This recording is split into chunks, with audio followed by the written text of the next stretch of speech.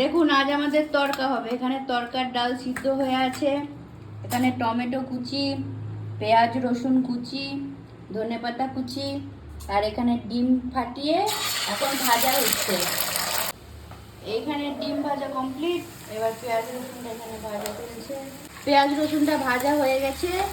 এবার পড়লো রসুন বাটা। রসুন বাটাটা কিছুটা নেড়ে নেওয়ার পরে এবার দেওয়া হলো আদা বাটা।